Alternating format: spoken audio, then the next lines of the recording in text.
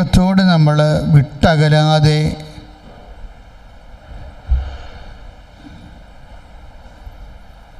കൂടെ എപ്പോഴും നിൽക്കുക എന്നത് തന്നെയാണ് the efficacy of covenant prayer. ഉടമ്പടി പ്രാർത്ഥനയുടെ ഒരു ശക്തമായ ഫലവും ആശ്രയിച്ചിരിക്കുന്നത് ഉടമ്പടി എടുക്കുന്ന വ്യക്തിയെ എപ്പോഴും അത് ദൈവത്തോട് ഇങ്ങനെ അടുപ്പിച്ച് നിർത്തും. പ്രത്യേകിച്ച് നമ്മൾ തുടങ്ങണത് തന്നെ, നമ്മുടെ ദിവസം തുടങ്ങണത് തന്നെ പ്രത്യക്ഷീകരണ പ്രാർത്ഥനയോട് കൂടിയാണ്. ആ പ്രത്യക്ഷീകരണ പ്രാർത്ഥന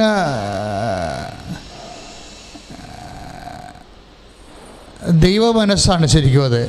കാരണം അമ്മയുടെ പ്രത്യക്ഷീകരണം സഭ പഠനവിധേയമാക്കണം. സഭയുടെ വിവേചന അധികാരം ഉപയോഗിച്ചുകൊണ്ട് ദൈവ മനസ്സ് വെളിപ്പെടണം. അതിനാണ് പ്രത്യക്ഷീകരണ പ്രാർത്ഥന. ആ പ്രത്യക്ഷീകരണ പ്രാർത്ഥനയോട് ചേർന്നാണ് പിന്നീട് വചന വായന വരണത്. അത് ഒരു ദിവസം അരമണിക്കൂർ നമ്മൾ ദൈവവചനം വായിക്കണം. അതേതെങ്കിലും ഒരു സമയത്ത് മതി. അപ്പോഴും നമ്മൾ ദൈവത്തോട് അടുത്താണ് നിൽക്കുന്നത്. ഇതിൻ്റെ കൂടെയുള്ളതാണ് പ്രേക്ഷിത പ്രവർത്തനം. പത്രം ഉണ്ടായിരുന്ന സമയത്ത്, ലോക്ക്ഡൗണിന് മുമ്പ് പത്രം നമ്മൾ വാങ്ങിച്ചിട്ട് അമ്മ മാതാവിനെക്കുറിച്ച് അറിയാത്ത ഇടങ്ങളിൽ, പ്രത്യേകിച്ച് കൃപാസനത്തിൽ പ്രത്യക്ഷ പരിശുദ്ധ അമ്മയെക്കുറിച്ച് അറിയാത്ത ഇടങ്ങളിൽ അത് വിതരണം ചെയ്യാം, പ്രാർത്ഥിച്ച്. ആ ഒരു ബോധത്തോട് വിതരണം ചെയ്ത എല്ലാവർക്കും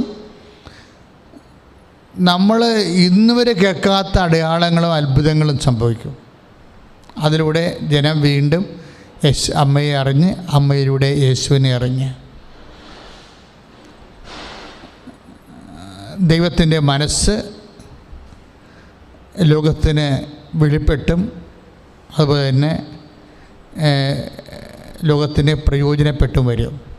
അപ്പം ദൈവമായിട്ട് മനുഷ്യർ അറിയാത്തവരറിയും, അറിഞ്ഞവർ ആഴപ്പെടും. അങ്ങനെ അപ്പോഴും ഏതെങ്കിലും സമയത്ത് നമ്മളിത് വർഷം നമ്മൾ ശുശ്രൂഷ ചെയ്യേണ്ടി വരും.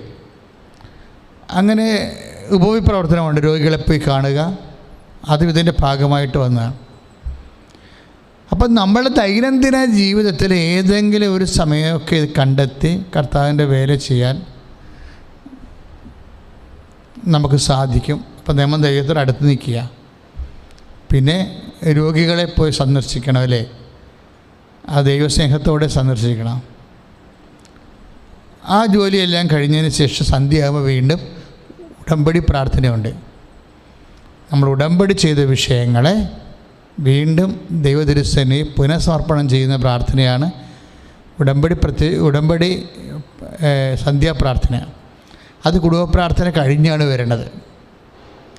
അപ്പോൾ ഒരു വ്യക്തിയെ ദൈവത്തോട് അടുപ്പിച്ച് നിർത്തുകയാണ് സ്വാഭാവികമായിട്ടും. അതുകൊണ്ടാണ് ഈ ഉടമ്പടി ഒരു മഹാത്ഭുതം പോലെ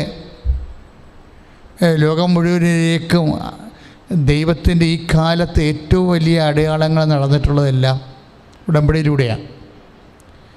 പക്ഷേ ഒരു കേവലമായ ഒരു പ്രാർത്ഥനയേക്കാൾ ഉപരി നമ്മുടെ ജീവിതത്തെ വളരെയേറെ പല സ്ഥലങ്ങളിലും തൊട്ട് തലോടി അങ്ങനെ ബന്ധപ്പെട്ട് നിൽക്കുന്ന ഏതെങ്കിലും ഒരു പ്രാർത്ഥനയല്ല ഇത്. ജീവിതം തന്നെ ഇതൊരു ഉടമ്പടി ഒരു ജീവിത ശൈലിയായിട്ടാണ്, ജീവിത രീതി. ഉടമ്പടി ഒരു ജീവിത രീതിയായിട്ടാണ്. അതിന് അഭിഷേകം കിട്ടിക്കഴിഞ്ഞാൽ സ്വാഭാവികമായിട്ടും ജനങ്ങൾക്കത് ലൈറ്റ് വെയിറ്റ് ആവും. ഒരു വിഷയത്തിൽ നമുക്ക് വേണ്ടത് ചില നിസ്സാര കാര്യങ്ങൾ പോലും ചിലർക്ക് വല്ലാത്ത ഭാരമായിരിക്കും. പരിശുദ്ധാത്മാവ് കെട്ടുപോകുന്നതിൻ്റെ ഒരു സൂചനയാണത്. ചിലപ്പോൾ നിസ്സാര കാര്യമായിരിക്കും. ഒരു കസേര എടുത്ത് ഇപ്പുറത്ത് ഇടണമായിരിക്കും. നാളെ പിന്നെ ഏട്ടാ ആരെങ്കിലും പറട്ടെ, അവരെ കൊണ്ട് ഇടിപ്പിക്കുക എന്ന് പറഞ്ഞ് ഇങ്ങനെ നിസ്സാര കാര്യം പോലും നമുക്ക് പാടായിട്ട് വരികയെന്നുണ്ടെങ്കിൽ നിങ്ങൾ അപകട മേഖലയിലാണ്. ശ്രദ്ധിക്കണം. കാര്യം അഭിഷേകത്തിൻ്റെ നിലവാരം എന്ന് പറയുന്നത് ഭയങ്കരമായ പ്രയാസമുള്ള കാര്യങ്ങൾ പോലും light weight feather touch power steering എന്ന് പറയും. നമുക്കറിയാമല്ലോ, ഈ വലിയ 5 ടണ്ണിന് കൂടുതലുള്ള 8 ടണ്ണൊക്കെ ഉള്ള ലോറികളൊക്കെ പാലത്തിലിങ്ങനെ എൽക്കട്ടൊക്കെ വഴക്കണത് പണ്ട് മെക്കാനിക് സ്റ്റിയറിങ്ങിൽ ആ ഡ്രൈവറിൻ്റെ 18 മസിലും തെളിഞ്ഞ് അവൻ വെട്ടി വിയർത്താണ് ആ ലോറി തിരിച്ചെടുക്കുന്നത്. കാര്യം മെക്കാനിക്കൽ സ്റ്റിയറിംഗ് ആയതുകൊണ്ട്. ഇപ്പോൾ പവർ സ്റ്റിയറിംഗ് ആയത് കാരണം ചുമ്മാ ഒരു വിരലിലാണ് ഇവൻ ചെയ്യണത് ഈ സംഭവം. ഇതുപോലെ ജീവിതത്തിൻ്റെ എല്ലാ കാര്യങ്ങളും നമുക്ക് പവർ സ്റ്റിയറിങ്ങിൽ ചെയ്യാൻ പറ്റും. അതിനാണ് അഭിഷേക വിധിപ്രകാരം എന്ന് പറയുന്നത്. അതിൻ്റെ അഭിഷേകം കിട്ടിയാൽ തീർച്ചയായിട്ടും ഇത് ലൈറ്റ് വെയ്റ്റായിട്ട് ചെയ്യാൻ പറ്റും. കാര്യം എനിക്ക് ഒരു നേഴ്സിനറിയാം. അവർ 3 കുഞ്ഞുങ്ങളെ പ്രസവിച്ചു. കൃപാസനത്തിൽ വന്നതിന് ശേഷമാണ്, ആദ്യം കൃപാസനത്തിൽ വരുമ്പോൾ ഒരു കുഞ്ഞേ ഉണ്ടായിരുന്നുള്ളൂ. പിന്നെ അവർക്കപ്പോൾ ഉണ്ടായിരുന്ന ജോലി നഷ്ടപ്പെട്ടു.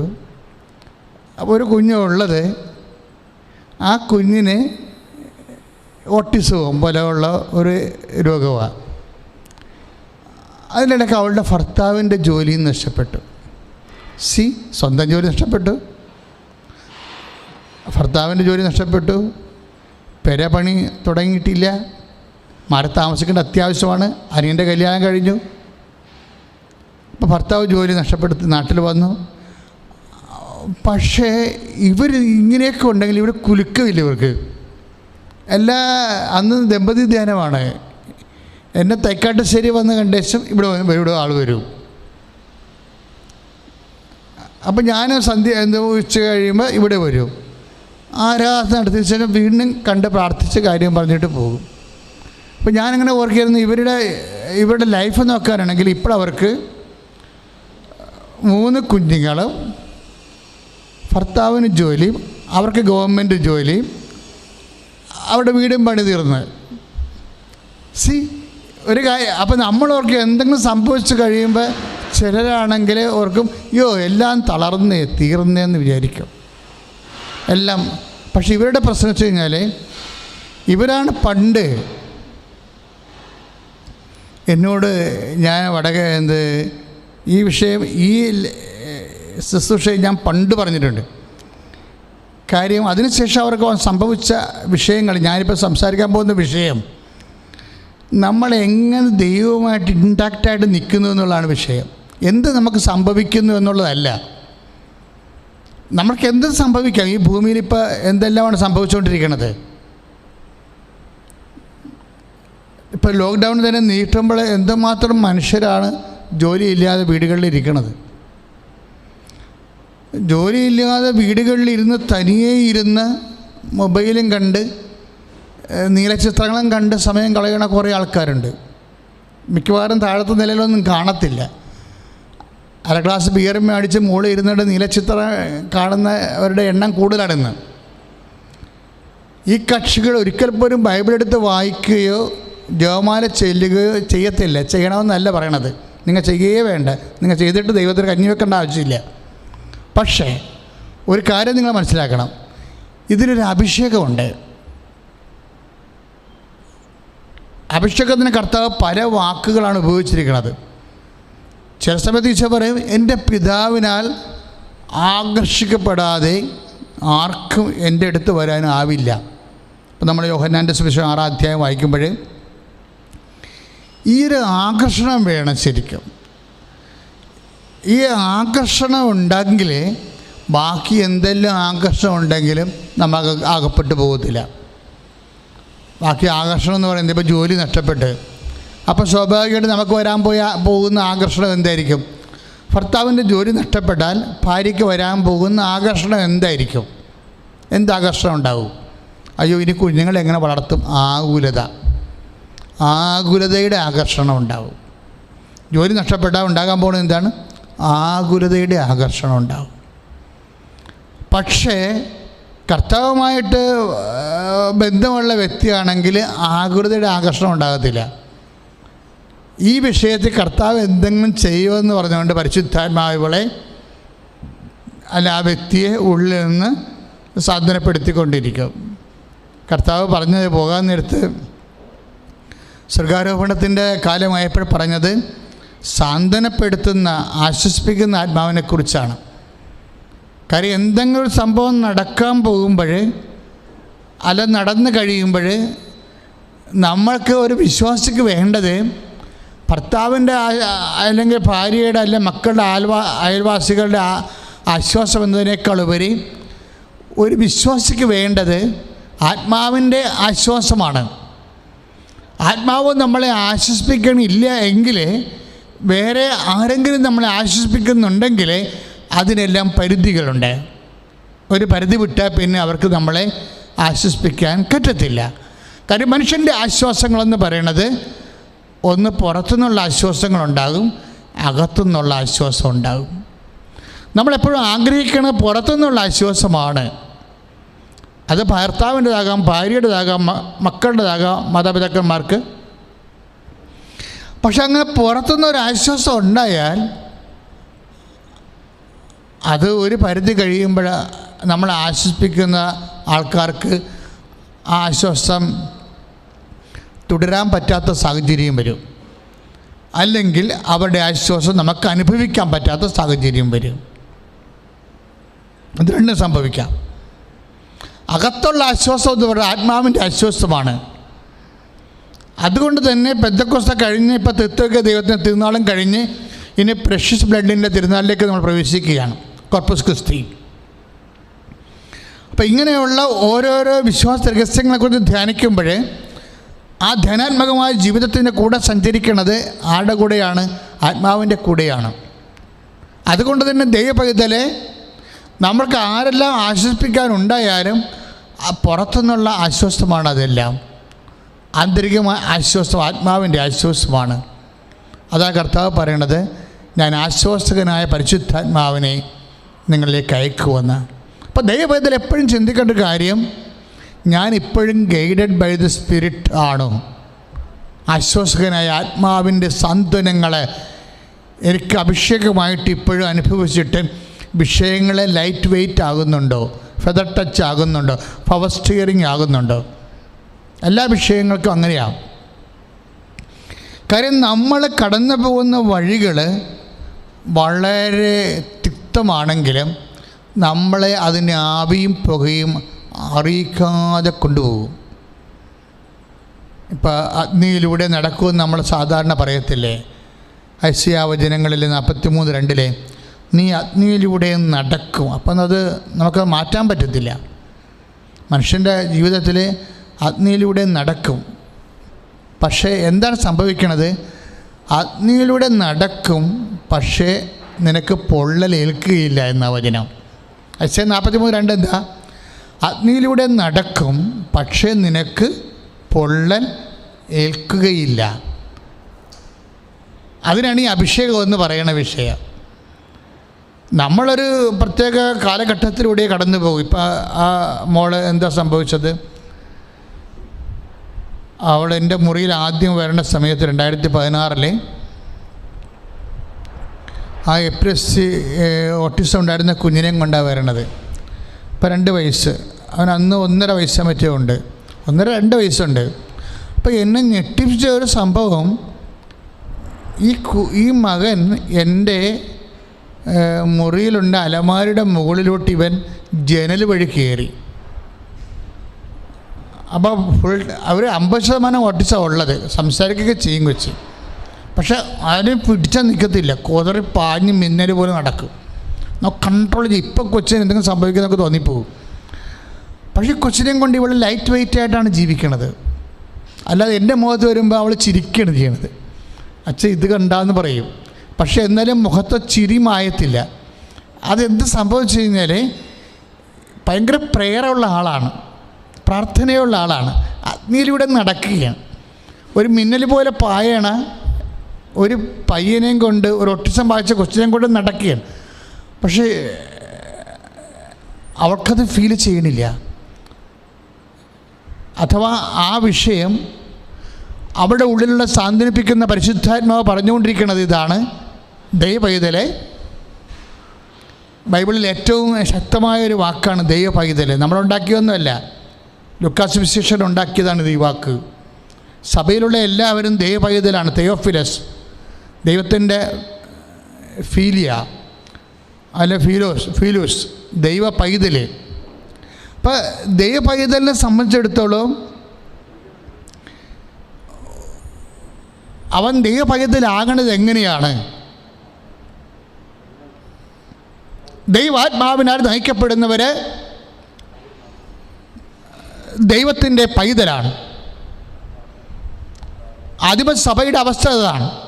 അല്ലയോ തെയോഫിലസ് എന്ന് ചോദിക്കുമ്പോൾ അല്ലയോ ദൈവാത്മാവിനാൽ നയിക്കപ്പെടുന്നവനെ എന്നാണ് അർത്ഥം. ഇന്ന് തെയോഫിലസ് എന്ന് പറയാൻ പറ്റുമോ ആരെങ്കിലും? ജഡത്തിന് മുഴുവൻ ആത്മാവിനാൽ മനുഷ്യൻ നയിക്കപ്പെടുന്നത്.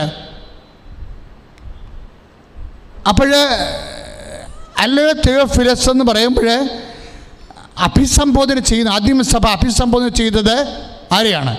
ദൈവാത്മാവിനാൽ നയിക്കപ്പെടുന്നവരെ.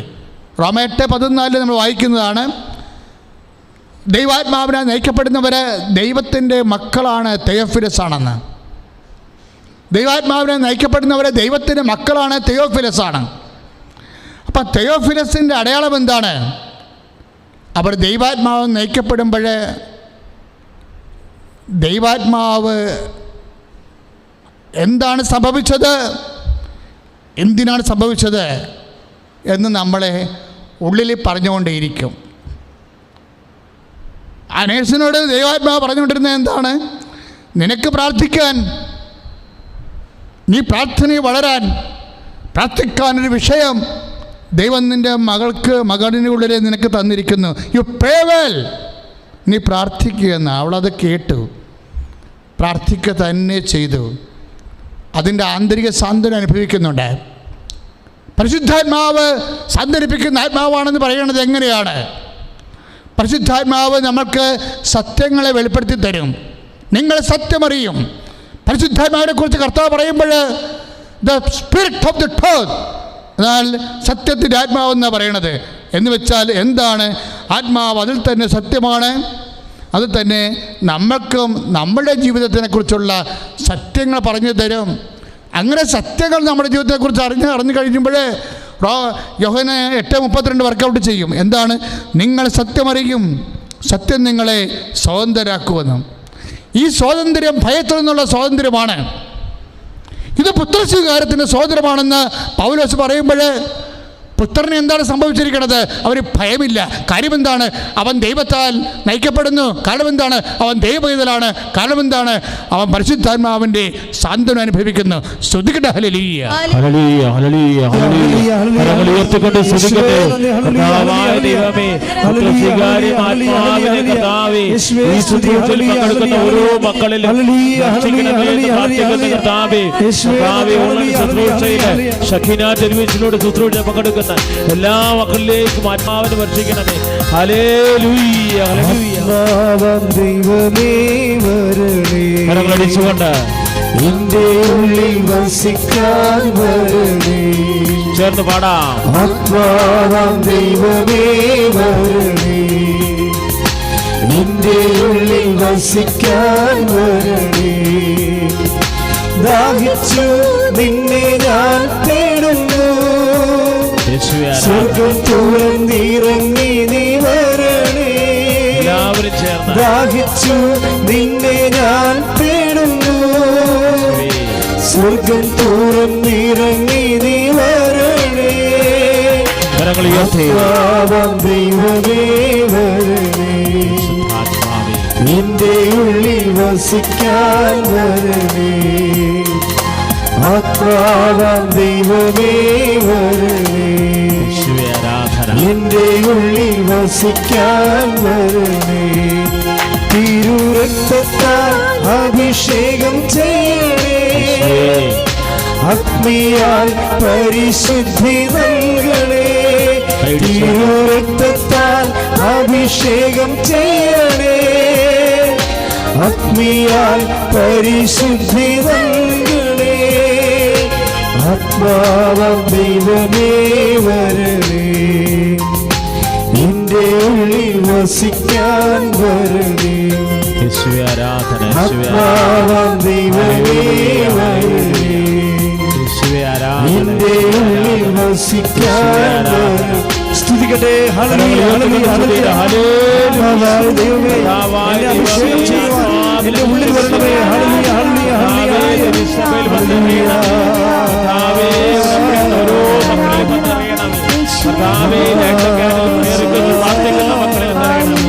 അനുദിന കൃപാസനത്തിലേക്ക്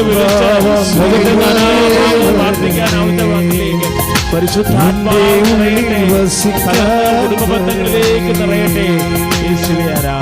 പരിശുദ്ധ പരമദിവ്യകാരുണ്യത്തിന് ആരാധനയും സ്തുതിയും പുകഴ്ചയും ഉണ്ടാകട്ടെ. പരിശുദ്ധ പരമദിവ്യകാരുണ്യത്തിന് ആരാധനയും സ്തുതിയും പുകഴ്ചയും ഉണ്ടാകട്ടെ. പരിശുദ്ധ പരമദിവ്യകാരുണ്യത്തിന് ആരാധനയും സ്തുതിയും പുകഴ്ചയും ഉണ്ടാകട്ടെ. പ്രിയമുള്ളവരെ, യോഹന്നാൻ 14:26 15:26 പരിശുദ്ധാത്മാവ് സഹായകനാണ്. ഈ സഹായം നമുക്ക് ലഭിക്കുന്നത് എങ്ങനെയെന്ന് വെച്ച് കഴിഞ്ഞാൽ, പരിശുദ്ധാത്മാവ് വാട്ട് ഈസ് ഹാപ്പനിങ് നൗ, എന്താണ് ഇപ്പോൾ നിൻ്റെ ജീവിതത്തിൽ സംഭവിച്ചുകൊണ്ടിരിക്കുന്നത് എന്ന് നമ്മളോട് പറഞ്ഞുകൊണ്ടിരിക്കും. എന്താണ്, നീ പതറണ്ട, നീ തകരണ്ട, എന്താണ് നിൻ്റെ ജീവിതത്തിൽ ഇപ്പോൾ സംഭവിച്ചുകൊണ്ടിരിക്കുന്നത്, ഇത് എപ്പോൾ തീരും എന്ന് വരെ പരിശുദ്ധാത്മാവ് പറയും. അതാ കർത്താവ് പറഞ്ഞ, വരാനിരിക്കുന്ന കാര്യങ്ങൾ അവൻ നിങ്ങളെ അറിയിക്കും. നിൻ്റെ തകർച്ചയ്ക്ക് ഇനി അധികം മാറാൻ അധികം കാലമുണ്ടാവത്തില്ല. ഇങ്ങനെ ഏറ്റവും സെറ്റ് കാര്യങ്ങൾ. പക്ഷെ മുമ്പ് പറഞ്ഞതുപോലെ ഇപ്പോൾ യോഹന്നാൻ 16:13 ഈ സത്യാത്മാവെന്നാണ് ഈശോ വിളിക്കുന്നത്. സത്യാത്മാവ് നിങ്ങളെന്ത് ചെയ്യും? പൂർണ്ണ സത്യത്തിലേക്ക് നയിക്കും. ഒരു വിഷയത്തിൻ്റെ പൂർണ്ണ സത്യത്തിലേക്ക് നയിക്കും. ഇപ്പോൾ രോഗം തന്നെയാണെന്ന് വിചാരിച്ചോ, ആ രോഗത്തിന് ഒരു സത്യം ഉണ്ടാകുമല്ലോ. ആ രോഗത്തിനൊരു നുണയുണ്ടാവും. നുണ എന്താണ്? നമുക്കൊരു രോഗം തന്നെ വന്നെന്ന് വിചാരിച്ചോ, ആ രോഗത്തിനൊരു സത്യമുണ്ടാകും, ആ രോഗത്തിനൊരു നുണയുണ്ടാകും. ഈ ഭൂമിയിലുള്ള എല്ലാ കാര്യങ്ങൾക്കും സത്യമുണ്ട്, നുണയുമുണ്ട്. അതിൻ്റെ സത്യമെന്ന് പറയുന്നത് അതിൻ്റെ ദൈവ മനസ്സാണ്. അതിന് നുണയെന്ന് പറയണത് ദൈവ മനസ്സിൽ നിന്ന് മനുഷ്യനെ പിന്തിരിപ്പിക്കുന്ന എന്തും നുണയായി മാറാം. മനുഷ്യൻ സ്വതന്ത്രനാകണമെങ്കിൽ അതിൻ്റെ സത്യം അറിയണം. അതാണ് യോഹന്നാൻ നമ്മൾ 8:32 നേരത്തെ കണ്ടത്. മനുഷ്യൻ സ്വതന്ത്രനാകണമെങ്കിൽ അതിൻ്റെ സത്യം അറിയണം. സത്യം ആർക്ക് അറിയാം? സത്യം സത്യാത്മാവിനറിയാം. അതുകൊണ്ടാണ് സത്യം നമുക്ക് ഭാഗിക സത്യം അറിയാൻ പറ്റത്തില്ല. സത്യം അറിയുമ്പോൾ അത് പൂർണ്ണമായ സത്യമായിരിക്കണം. ഒരു വിഷയത്തിൻ്റെ പൂർണ്ണമായ സത്യം അത് ആത്മാവ് അറിയുമ്പോൾ നമ്മളെ സാന്ത്വനപ്പെടുത്തിക്കൊണ്ടാണ് അറിയിക്കുന്നത്, അഥവാ നമ്മളെ സഹായിക്കുന്നത്. നിങ്ങൾ അതാണ് 16:13 വായിച്ചത്. നമ്മൾ യോഹന്നാൻ്റെ സുവിശേഷത്തിൽ എന്താണ്? ഈ സത്യാത്മാവ് നിങ്ങളെ പൂർണ്ണ സത്യത്തിലേക്ക് നയിക്കും. എല്ലാ വിഷയങ്ങൾക്കും അതിൻ്റെ ഭാഗികമായ സത്യമുണ്ട്, പൂർണ്ണ സത്യമുണ്ട്, സീറോ സത്യമുണ്ട്. ഈ സീറോ സത്യത്തെയാണ് നമ്മൾ നുണയെന്ന് പറയുന്നത്. അതായത് we can't survive without spirit. നമുക്ക് സർവൈവ് ചെയ്യാൻ പറ്റത്തില്ല. നീ ഒരു ക്രിസ്തു വിശ്വാസിയായി, ദൈവ പൈതലായി നിലനിൽക്കാൻ ആഗ്രഹിക്കുന്നുണ്ടെങ്കിൽ we can't survive without spirit. ആത്മാവില്ലാതെ ആന്തരിക അഭിഷേകമില്ലാതെ, സത്യമറിയാതെ നമുക്ക് സർവൈവ് ചെയ്യാൻ പറ്റത്തില്ല. പ്രാർത്ഥിക്കുക. കർത്താവായ ദൈവമേ, ആത്മാവിനാൽ എന്നെ അഭിഷേകം ചെയ്യണമേ. ആത്മാവിനാൽ എന്നെ അഭിഷേകം ചെയ്യണമേ. എന്നിൽ സംഭവിക്കുന്ന ഓരോ കാര്യങ്ങള്, അതിന്റെ ദൈവ മനസ്സ്, അതിന്റെ സത്യം, അതിന്റെ പൂർണ്ണ സത്യം എനിക്ക് വെളിപ്പെടുത്തി നൽകുന്നതിന് എന്നെ പുനരഭിഷേകം ചെയ്യണം. സ്തുതിക്കട്ടെ. ഹല്ലേലൂയ, ഹല്ലേലൂയ, ഹല്ലേലൂയ. കരങ്ങൾ ഉയർത്തിക്കൊണ്ട് സ്തുതിക്കട്ടെ. യേശുവേ നന്ദി. കർത്താവേ സ്തോത്രം. ദൈവമേ കർത്താവേ, ആത്മാവിൽ ഞങ്ങളെ അഭിഷേകം ചെയ്യണമേ. ദൈവാത്മാവിനെ ഞങ്ങളെ ശക്തിപ്പെടുത്തണമേ. കരങ്ങൾ ഉയർത്തി സ്തുതിക്കട്ടെ. ഹല്ലേലൂയ, ഹല്ലേലൂയ, ഹല്ലേലൂയ, ഹല്ലേലൂയ, ഹല്ലേലൂയ. യേശുവേ ആരാധന, യേശുവേ ആരാധന, യേശുവേ ആരാധന. കരങ്ങൾ അടിച്ചുകൊണ്ട് പരിശുദ്ധാത്മാവ് നമ്മളെ ശക്തിപ്പെടുത്തുകയാണ്. ദൈവാത്മാവിൽ നമ്മളെ, സത്യത്തിന്റെ ആത്മാവിൽ നമ്മൾ അഭിഷേകം ചെയ്യുകയാണ്. ഉടമ്പടി നിയോഗം ഓരോ നിയോഗങ്ങളിലേക്കും ആത്മാവ് നിറയുകയാണ്. അഭിഷേകം കൊണ്ട് എന്നെ നിറയ്ക്കണമേ. പരിശുദ്ധാത്മാവേ, പരിശുദ്ധാത്മാവേ, വരദാനത്തിൻ അഭിഷേകം കൊണ്ട് എന്നെ നിറയ്ക്കണമേ. പരിശുദ്ധാത്മാവേ, പരിശുദ്ധാത്മാവേ, ലോകത്തിന്മേൽ വിജയം നേടാൻ ധീരതയേകണമേ. പരിശുദ്ധാത്മാവേ, പരിശുദ്ധാത്മാവേ, ലോകത്തിന്മേൽ വിജയം നേടാൻ ധീരതയേകണമേ. ജലപ്പുരത്തിൽ ചലിച്ചു നിന്നൊരു പരിശുദ്ധാത്മാവേ, ജനകോടികളിൽ ജ്വലിച്ചു നിന്നൊരു പരിശുദ്ധാത്മാവേ, ജലപ്പുരത്തിൽ ചലിച്ചു നിന്നൊരു പരിശുദ്ധാത്മാവേ, ജനകോടികളിൽ ജ്വലിച്ചു നിന്നൊരു പരിശുദ്ധാത്മാവേ. പരിശുദ്ധാത്മാവേ, പരിശുദ്ധാത്മാവേ, വരദാനത്തിൽ അഭിഷേകം കൊണ്ട് എന്നെ നിറയ്ക്കണമേ. പരിശുദ്ധാത്മാവേ, പരിശുദ്ധാത്മാവേ, ലോകത്തിന്മേൽ വിജയം നേടാൻ ധീരതയേകണമേ. പരിശുദ്ധ പരമദിവ്യകാരുണ്യത്തിന് ഞാനിപ്പോഴും ഈ ലേഡിയെക്കുറിച്ച് പറയാൻ കാരണം, ഞാൻ എപ്പോഴും മുറിയിലിരുന്നപ്പോൾ എൻ്റെ സഹപ്രവർത്തകരോട് സംസാരിച്ചപ്പോൾ ഈ ലേഡിയെക്കുറിച്ച് ഞാൻ സൂചിപ്പിച്ചിരുന്നു. അപ്പോൾ അവിടെ കൂടെ വർക്ക് ചെയ്തിട്ടുള്ളവരാ. അവരെന്നോട് പറഞ്ഞത്, ഈ സ്ത്രീ ഇവർ നഴ്സിംഗ് കോളേജിൽ പഠിക്കണ കാലത്ത് തന്നെ ആശുപത്രികളിൽ രോഗികൾക്ക് ചോറ് കൊണ്ടു കൊടുക്കും. അത് എന്തൂസിയാസമാണ്, ഭയങ്കര സ്പിരിറ്റായിട്ടാണ് ഇവരങ്ങ് ചെയ്യണത്. അല്ല, ഇങ്ങനെ ഒരു ജോലി ചെയ്യണത് നല്ലതാണ്, നമുക്ക് പുണ്യം കിട്ടും, അങ്ങനെയൊന്നുമല്ല. മറിച്ച് കർത്താവിൻ്റെ നാമത്തെ മഹത്വപ്പെടുത്താൻ വേണ്ടി അപ്പോസ്തലികമായ തീഷ്ണതയോടുകൂടിയാണ് ഈ ജോലി ചെയ്യണത്. ഇങ്ങനെയൊക്കെ ജോലി ചെയ്ത് കഴിഞ്ഞാൽ ഉണ്ടാകുന്നൊരു ഗുണം, ദൈവമായിട്ട് നമുക്കൊരു ആത്മബന്ധമുണ്ടാകും. ഇങ്ങനൊരു ആത്മബന്ധം ഉണ്ടായാൽ, ദൈവമായിട്ട് ആത്മബന്ധം എന്തിനെയാണ് അടിസ്ഥാനപ്പെടുത്തിയിരിക്കുന്നത്? ആത്മാവിൻ്റെ ബന്ധമാണ്. അവർ സബ്ജക്റ്റ് ഈസ് ഹോളി സ്പിരിറ്റ്. ദൈവമായി ആത്മബന്ധം, ഒരു മനുഷ്യനുമായിട്ട് ആത്മബന്ധം എന്ന് പറയുന്നത് സ്നേഹത്തിൻ്റെ ചെടിക ബന്ധമാകാം ചിലപ്പോഴേ. അപ്പോൾ ദൈവമായിട്ട് ആത്മബന്ധം എന്ന് പറയുമ്പോൾ എന്താണ്? ആത്മാവിൻ്റെ ബന്ധം. Where you are guided by the Holy Spirit, you have a intensive relation with Jesus. നിങ്ങൾ ആത്മാവിലാണോ ദൈവവുമായിട്ട് ഐക്യപ്പെട്ടിരിക്കുന്നത്? അതാണ് ആത്മബന്ധം എന്ന് പറയുന്നത്. നമുക്കുണ്ടാകുന്ന enthusiasm in God. ഇപ്പോൾ enthusiasm എന്ന് പറഞ്ഞ വാക്കില്ലേ, എന്താണത്? entheos in God എന്നർത്ഥം. ദൈവം ഉള്ളിൽ വന്നു കഴിയുമ്പോൾ ഒരു മനുഷ്യനുണ്ടാകുന്ന അത്യുത്സാഹങ്ങളാണ് enthusiasm എന്ന് പറയണത്.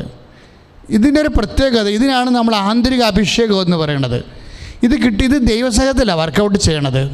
ദൈവത്തിലെ whether you have taken the covenant prayer or not, അതിനൊക്കെ വലിയ കാര്യമാണ് നിങ്ങൾ ദൈവമായിട്ട് സ്നേഹത്തിൽ അബൈഡാണോ എന്ന്. നിങ്ങൾ ഉടമ്പടി എടുത്തിരിക്കുന്നതിനേക്കാൾ വലിയ കാര്യമാണ് നിങ്ങൾ ദൈവമായിട്ട് ആന്തരികമായിട്ട് സ്നേഹത്തിലാണോ എന്ന്. കാര്യം എല്ലാത്തിൻ്റെ ലക്ഷ്യം പൗലോസ് പറയും 1 കൊറിന്ത്യർ 14:1 സ്നേഹമായിരിക്കട്ടെ നിങ്ങളുടെ ലക്ഷ്യം. പ്രാർത്ഥിക്കുക. കർത്താവായ ദൈവമേ, എൻ്റെ ജീവിതത്തിൻ്റെ എല്ലാ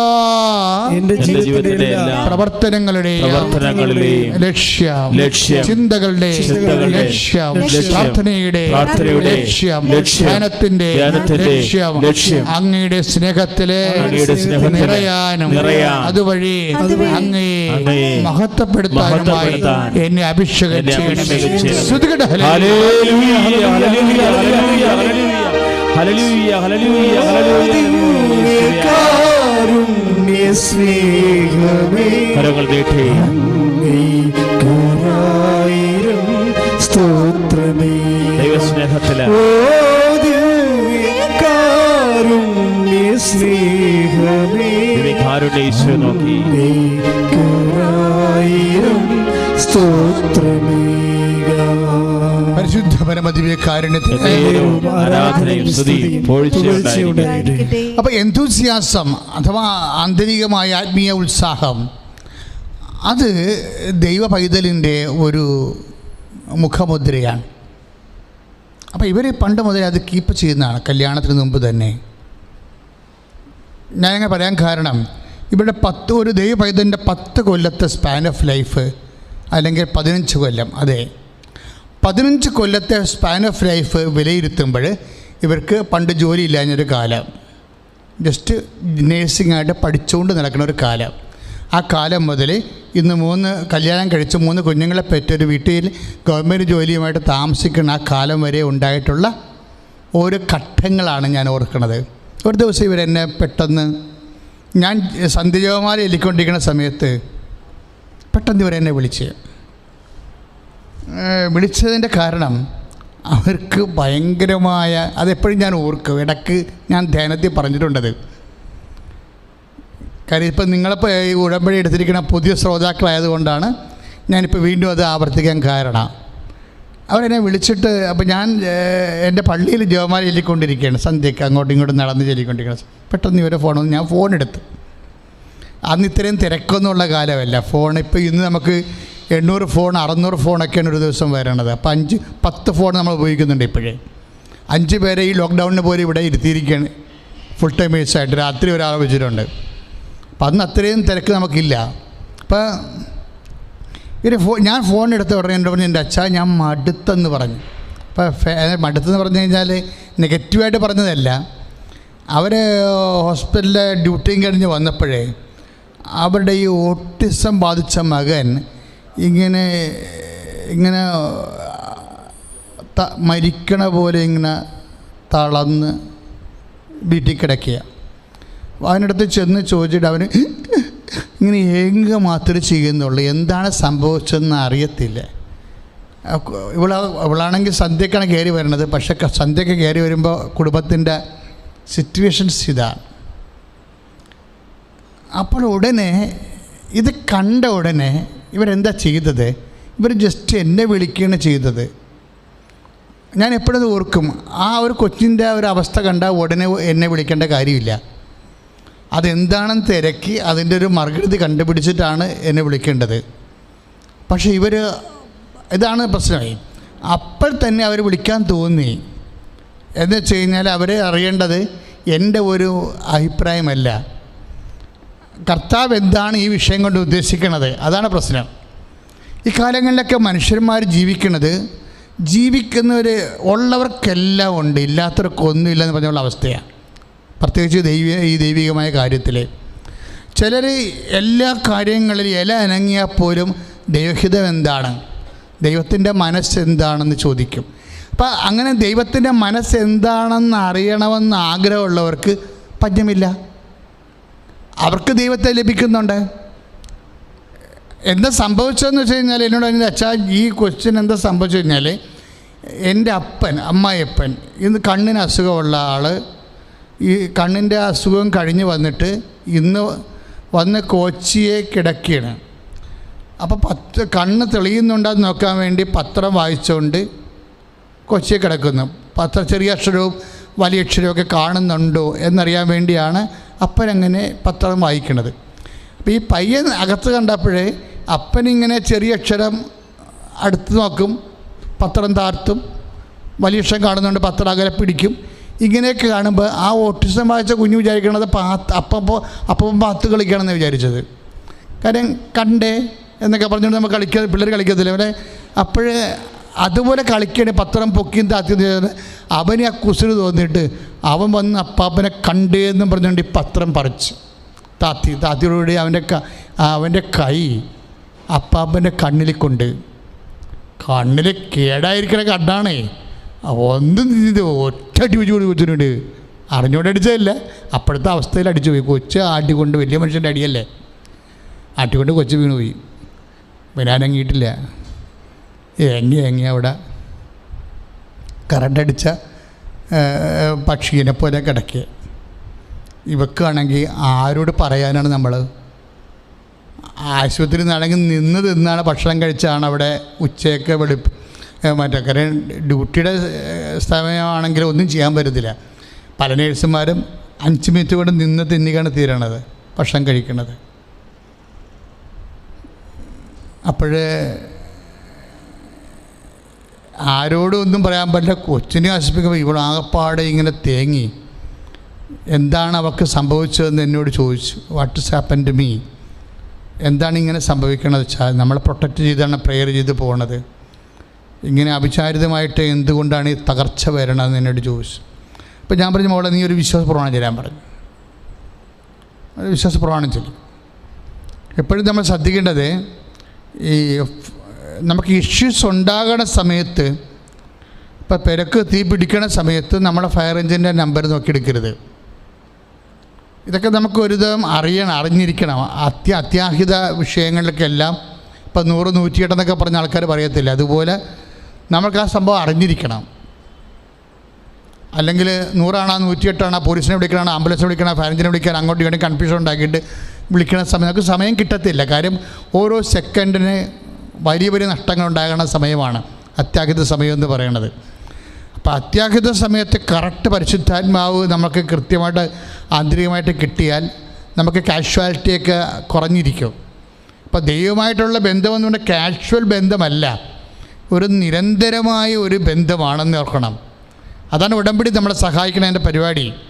കാര്യം വെളുപ്പിന് 5 തൊട്ട് വൈകുന്നേരം രാത്രി 10 വരെ ഉടമ്പടിയുടെ സ്പിരിറ്റിലാണ് നമ്മൾ ജീവിക്കുന്നത്. അത്രയ്ക്ക് ടൈറ്റ് പ്രെയറാണ്. പക്ഷേ നമുക്ക് ലൈറ്റ് വെയിറ്റാണിത്, നമ്മൾ അറിയത്തില്ല. ചെയ്യുന്നവനെ സംബന്ധിച്ചിടത്തോളം സന്തോഷത്തോടെയാണ് അവരത് ചെയ്യണത്. ചെയ്യാൻ കൃപ കിട്ടാത്തവന് ഇടയ്ക്ക് അവസാനിപ്പിച്ചുള്ളൂ, അതിന് പ്രശ്നമൊന്നുമില്ല. അപ്പോൾ അതേസമയം തന്നെ അപ്പം ഞാൻ പറഞ്ഞു ഒരു വിശ്വാസപ്രമാണം ചെല്ലാൻ പറഞ്ഞു.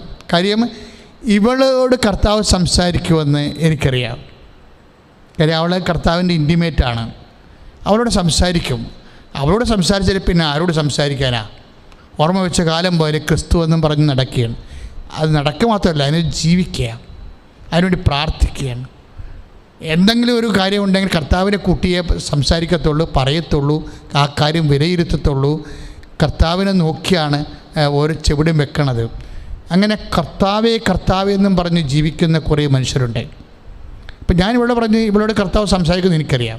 അപ്പം ഞാൻ പറഞ്ഞു, നീ വിശ്വാസപ്രമാണം ചെല്ലാൻ പറഞ്ഞു. അപ്പം ഞാനും വിശ്വാസപ്രമാണം ചൊല്ലി, അതറിയണ്ടല്ലേ അവളും വിശ്വാസപ്രമാണം ചൊല്ലി. വിശ്വാസപ്രമാണം ചൊല്ലി കഴിഞ്ഞില്ല, അതിന് മുമ്പ് ഞാനൊരു ചോദ്യം അവളോട് ചോദിച്ചു. കഴിയാനായപ്പോൾ ചോദിച്ചു, മോളെ ഇത് നീ ഈ കുട്ടി ഡൊമസ്റ്റിക് ഡോറാണെന്ന് പറയണമെന്ന് ഈശോ പറയണമെന്ന്. സത്യം പറഞ്ഞ ആ മെസ്സേജ് എനിക്കും അറിയാൻ പാടില്ല, അവൾക്കും അറിയത്തില്ല. അപ്പോൾ അവൾ എന്നോട് ചോദിച്ചു, എന്താണെന്ന് വെച്ചാൽ ഡൊമസ്റ്റിക് ഡോർ എന്ന് പറയണത്. അവൾ ആദ്യം കേൾക്കുകയാണ്, പക്ഷെ ഞാനും ആദ്യം കേൾക്കുകയാണ് ഡൊമസ്റ്റിക് ഡോർ. ഇപ്പോൾ ഡൊമസ്റ്റിക് എന്ന് വെച്ചാൽ നമുക്ക് ഹോം അഫെയർസ് നമുക്കറിയാം, വീട്ടുകാര്യങ്ങളാണ്. അപ്പോൾ ഡോറെന്ന് പറയുമ്പോൾ അപ്പോൾ ഞാൻ പറഞ്ഞത്, വീണ്ടും ഞാൻ ഒരു സ്വർഗസ്ഥനായ പിതാവ് അവളെ കേൾപ്പിക്കാതെ മനസ്സിൽ ചൊല്ലി. കാര്യം എനിക്കിത് പറഞ്ഞു കൊടുക്കും, ഞാനാണല്ലോ ഇത് പറഞ്ഞു കൊടുത്ത ആൾ.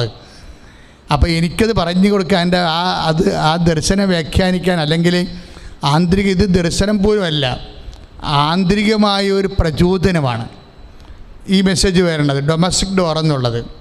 അപ്പം ഞാൻ അവളോട് പറഞ്ഞു, ആ ഒരു സ്വർഗസ്ഥനായ പിതാവ് ചൊല്ലിക്കഴിഞ്ഞാൽ പറഞ്ഞു, മോളെ ഇത് ഇങ്ങനെയാണ്, ഒരു വീടിന് ഡൊമസ്റ്റിക് ഡോർ ഉണ്ടെന്ന് ഈശോ പറയണത്. എന്ന് വെച്ചാൽ വീട്ടുകാർക്ക് മാത്രം കയറാൻ പറ്റിയ വാതിൽ. പബ്ലിക് അതിലൂടെ കയറത്തില്ല. ഇപ്പം നമ്മുടെ സന്ദർശന മുറിയിലെ വാതിലെന്ന് പറയുമ്പോൾ പബ്ലിക് കയറുന്ന വാതിലാണ്. വീട്ടുകാർ കയറുന്ന വാതിലെന്ന് പറഞ്ഞാൽ ഇടനാഴികളിലുണ്ടാകുന്ന വാതിലുകളാണ്. ഇപ്പം ഞാൻ അവളോട് പറഞ്ഞ് ഇപ്പം അപ്പനകത്തിരിക്കണം വിചാരിച്ചു. അപ്പനകത്തിരിക്കണം. കുട്ടികൾക്ക് അവർക്ക് സ്കൂളിലോ അല്ലെങ്കിൽ കോളേജിലോ അല്ലെങ്കിൽ ജോലി സ്ഥലത്തേക്ക് പോകുമ്പോൾ മാന്യമര്യാദയുള്ള കുഞ്ഞുങ്ങളാണെങ്കിൽ അപ്പനോട് വന്ന് പറഞ്ഞിട്ട് പോകും, അപ്പ പോണിടാ, ഒരു വാക്കെങ്ങനെ പറയാം, അപ്പ പോണിടാ എന്നിങ്ങനെ പറഞ്ഞിട്ട് പോകും. അപ്പോഴേ അങ്ങനെ പറയാനുള്ള കുഞ്ഞുങ്ങൾ എങ്ങനെയാണ് വരേണ്ടത്? പുറത്ത് വന്ന് കോളിംഗ് ബെല്ലടിച്ച് വിസിറ്റിംഗ് ടൈം കുറിച്ചിട്ട് ഒഫീഷ്യലായിട്ടല്ലല്ലോ വരുന്നത്. അവർ ഇടനാഴിയിലുള്ള വാതിലെ കൂടി കയറി വന്നിട്ട് പറഞ്ഞിട്ട് പോകണമാണ്. ഇതാണ് ഡൊമസ്റ്റിക് ഡോർ എന്ന് പറയുന്നത്. നാട്ടുകാർക്ക് അപ്പനെ കാണണമെന്നുണ്ടെങ്കിൽ അപ്പൻ കാര്യശേഷിയുള്ള ആളാണെങ്കിൽ നേരത്തെ വന്ന് വാതിക്കൽ നിന്ന് കോളിംഗ് ബെല്ലടിച്ച് അപ്പം തുറന്ന് ചിലപ്പോൾ പുറത്തിരുന്ന് സംസാരിക്കേണ്ടവരാ പുറത്തിരുന്ന് അകത്തോട്ട് കയറ്റേണ്ടവരാ അകത്തോട്ട് കയറ്റി അങ്ങനെയൊക്കെ കുറേ എറ്റിക്വറ്റ്സും കുറേ സാങ്കേതിക വിഷയങ്ങളുണ്ട്. ഇത് പബ്ലിക് ഡോറാണ്, ഡൊമസ്റ്റിക് ഡോറല്ല. ഈ സ്വകാര്യ വാതിലാണ് ഡൊമസ്റ്റിക് ഡോറ്. അപ്പോഴേ ഞാൻ ഇവളോട് പറഞ്ഞ മോളെ ഈ കുട്ടി ഡൊമസ്റ്റിക് ഡോറാണെന്ന് ഈശോ പറയുന്നുണ്ടെന്ന് പറഞ്ഞു. It's A problem is over. ഈ കുഞ്ഞ് ഡൊമസ്റ്റിക് ഡോറാണ് എന്ന് വെച്ച് കഴിഞ്ഞാൽ നിനക്ക് നിൻ്റെ അപ്പൻ്റെ അടുത്ത് കോളിംഗ് ബെല്ലടിക്കാതെ സന്ദർശനത്തിൻ്റെ സമയം കുറിക്കാതെ ഇഷ്ടമുള്ളപ്പോൾ കയറി വരാൻ വേണ്ടിയുള്ള ഒരു ഡൊമസ്റ്റിക് ഡോർ. ഈ കുട്ടി ജീവിച്ചിരിക്കുന്നിടത്തോളം കാലം നിൻ്റെ ഈശോൻ്റെ അടുത്ത് നിനക്ക് ഏത് സമയത്തും വരാം. ഞാൻ കേട്ടിട്ട് തന്നെ ഞാൻ തന്നെ മിണ്ടാണ്ടായി. അവസാനം ഞാൻ പറഞ്ഞു ദൈവം ഇങ്ങനെ സംസാരിക്കണം ഞാൻ ഒരിക്കലും കേട്ടിട്ടില്ല. ദൈവം ഇങ്ങനെ സംസാരിക്കണത് ഇത് കേട്ടോടുകൂടി അവൾ കണ്ണീർ തുടച്ചെന്ന് എനിക്ക് ഉറപ്പായി. കാര്യം എന്താണ്? അത് ഫിൽഡ് വിത്ത് ഹോളി സ്പിരിറ്റ് മെസ്സേജാണത്. അത് ഉൾക്കൊള്ളാനുള്ള ആന്തരിക അഭിഷേകം അവൾക്കുണ്ട്. അപ്പം ഞാനത് കേട്ടോടുകൂടി എനിക്ക് ഭയങ്കര സന്തോഷം. ഞാൻ വെച്ചാൽ ആ സന്തോഷം എൻ്റെ 3 ദിവസത്തോളം നിന്ന്. കാര്യം ഇങ്ങനെ ഒരു സംഭവം ഉണ്ടല്ലോ. എത്രയോ മനുഷ്യരെ അനുഭവിക്കുന്ന പ്രശ്നങ്ങളെ സത്യാത്മാവ് വരുമ്പോൾ നിങ്ങളെ പൂർണ്ണ സത്യത്തിലേക്ക് നയിക്കുമെന്ന് കർത്താവ് പറഞ്ഞില്ലേ? 16:13 പറഞ്ഞില്ലേ? സത്യാത്മാവ് വരുമ്പോൾ നിങ്ങളെ പൂർണ്ണ സത്യത്തിലേക്ക് നയിക്കുമെന്ന്. ഈ ഓട്ടിസം ബാധിച്ച കുട്ടി അമ്മായപ്പന് അപ്പാപ്പനെ അടിച്ചിട്ട് ചത്തതുപോലെ കിടക്കണ കൊച്ച്, ഈ കൊച്ചിനെ സംബന്ധിച്ചിടത്തോളം അവിടെ നിന്ന് പ്രശ്നമുണ്ടാക്കി മാറി താമസിച്ച് കുടുംബം കുട്ടിച്ചോരാക്കി മാറി താമസിക്കാനുള്ള എല്ലാ വകുപ്പുകളും അതിൻ്റെ അകത്തുണ്ട്. ബുദ്ധിബോധമില്ലാത്ത മരുമക്കളാണെങ്കിൽ ചൈൽഡ് ലൈനിൽ അപ്പം തന്നെ വിളിച്ചു പറയും. ചൈൽഡ് ലൈനിൽ അപ്പം തന്നെ എന്തെല്ലാം നിയമപ്രശ്നങ്ങളാണ് വരാൻ പോണത്. അങ്ങനെ വളരെ വഷളാകാൻ സാധ്യതയുള്ളൊരു വിഷയമാണ്. വെറുതെ സിമ്പിളായിട്ട് ആ വിഷയം തീരുകയാണ്. എന്താണ്? അത് ഡൊമസ്റ്റിക് ഡോറാണെന്ന്. നിനക്കിഷ്ടമുള്ളപ്പോൾ കർത്താവിൻ്റെ അടുത്തേക്ക് വരാൻ വേണ്ടി കർത്താവ് നിനക്ക് തന്നിരിക്കുന്ന ഒരു ആനുകൂല്യമായിട്ട് മാറുകയാണ്. പല അശനിപാതങ്ങളും നമുക്ക് ദൈവം നൽകിയ ആനുകൂല്യങ്ങളാണ് തിരിച്ചറിയണമെന്നുണ്ടെങ്കിൽ സത്യാത്മാവ് വരണം.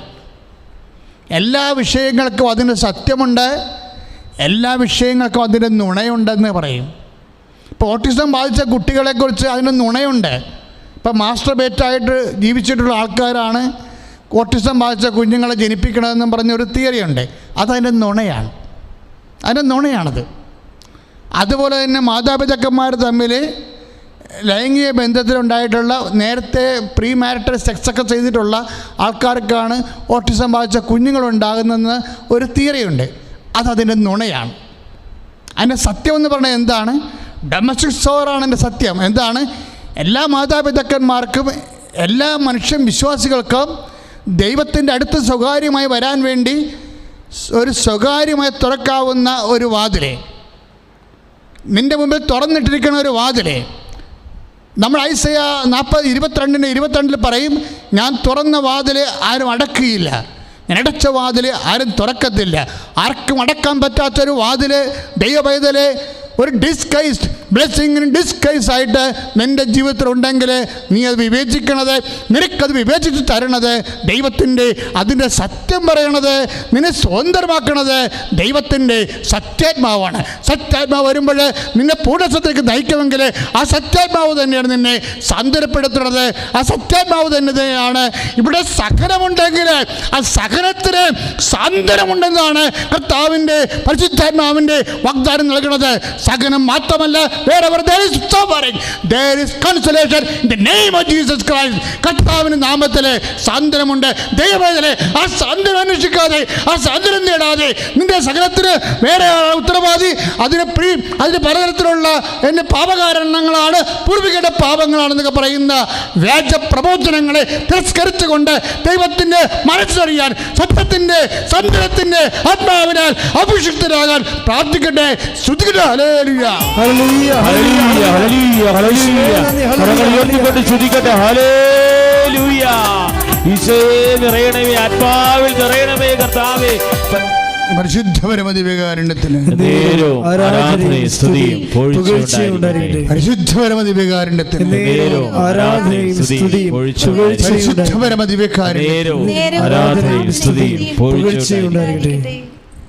ഈ വചനത്തോട് നമ്മൾ ഇപ്പം കേട്ട വചനങ്ങളില്ലേ, പരീക്ഷണങ്ങൾ ദൈവം അനുവദിച്ചാൽ ദൈവത്തിന് അതിനെക്കുറിച്ച് കരവിചാരിപ്പുണ്ട് എന്ന് പറഞ്ഞ വചനം ഞാൻ നേരത്തെ പറഞ്ഞിട്ടുള്ള മറ്റു വചനങ്ങൾ അതിലൂടെ ചേർത്ത് വായിക്കാൻ പറ്റിയൊരു വചനമാണ് പ്രഭാഷകൻ 2:3. പ്രഭാഷകൻ 2:3, 2-ാം അധ്യായം 3-ാമത്തെ വാക്യം. അവിടുത്തോട് അകലാതെ ചേർന്ന് നിൽക്കുക. അവിടുത്തോട് വിട്ട് അകലാതെ ചേർന്ന് നിൽക്കുക.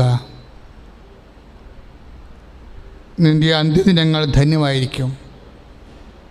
ഒരു മനുഷ്യൻ്റെ ജീവിതത്തിലെ ഏറ്റവും ക്ലേശകരമായ നിമിഷമാണ് അന്ത്യദിനങ്ങൾ. നമ്മൾ നന്മ നിറഞ്ഞു മറിയുന്ന പ്രാർത്ഥന ചെല്ലുമ്പോഴും നമ്മുടെ ഈ അങ്കലാപ്പ് അതിൽ പെടുത്തിയിട്ടുണ്ട്. ഇപ്പോഴും ഞങ്ങളുടെ മരണസമയത്ത് വന്ന് ഒരു മനുഷ്യൻ്റെ ഏറ്റവും വികലമായ സമയമാണ് അവൻ്റെ അന്ത്യദിനങ്ങൾ. നമുക്ക് കടങ്ങളുണ്ടാകാം, നമുക്ക് ജപ്തി നടപടികളുണ്ടാകാം, നമുക്ക് രോഗങ്ങളുണ്ടാകാം. അങ്ങനെയുള്ള പല നിമിഷങ്ങളിലൂടെ നമ്മൾ കടന്നു പോയിട്ടുള്ളവരാകാം. പക്ഷെ അതിനേക്കാൾ കഠോരമാണ് അന്ത്യദിനങ്ങൾ. പ്രഭാഷകൻ എന്താ പറയണത്? 2:3 അവിടുത്തോട്ട് വിട്ടകലാതെ ചേർന്ന് നിൽക്കുക. നിൻ്റെ അന്ത്യദിനങ്ങൾ ധന്യമായിരിക്കും. ദൈവത്തോട് ചേർന്ന് നിൽക്കുമ്പോൾ അന്ത്യദിനങ്ങൾ വരെ ധന്യമാകുമെങ്കിൽ തീർച്ചയായിട്ടും ദൈവവേദലെ അതിന് താഴെയുള്ള മാനസികാഘാതം വരുന്ന മറ്റ് എല്ലാ നിമിഷങ്ങളും ധന്യമായിരിക്കും. Very simple. അവിടത്തോട് ചേർന്ന് വിട്ടകലാതെ ചേർന്ന് നിൽക്കുക. നിൻ്റെ അന്ത്യദിനങ്ങൾ ധന്യമായിരിക്കും.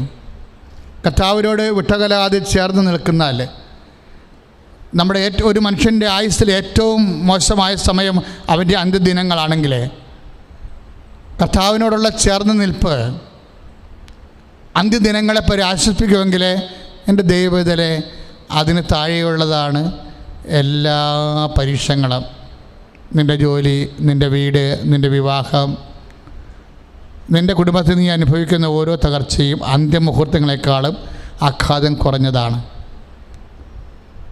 ഈ നിമിഷങ്ങളെല്ലാം അതിജീവിക്കാനാണ് പ്രഭാഷകൻ 2:3 ദൈവാത്മാവ് നമ്മളോട് സംസാരിക്കണം. എന്ത് ചെയ്യണം? നമ്മൾ ബൈറ്റ് അവിടുത്തോട് വിട്ടകലാതെ ചേർന്ന് നിൽക്കുക. അവിടുത്തോട് വിട്ടകലാതെ ചേർന്ന് നിൽക്കുക. പ്രാർത്ഥനയിലെ, ഭക്തിയിലെ ഈ വിട്ടകലാതെ ചേർന്ന് നിൽക്കുന്നതിനാണ് ഈ ഭക്തി എന്ന് പറയുന്നത്. ഭക്തി പ്രാർത്ഥനയിൽ മാത്രമല്ല, ഭക്തി പ്രവർത്തനത്തിലുമുണ്ട്. ഉടമ്പടിയുടെ എല്ലാ പ്രേക്ഷിത പ്രവർത്തനങ്ങളും ഭക്തിയുടെ പ്രവർത്തനങ്ങളാണ്.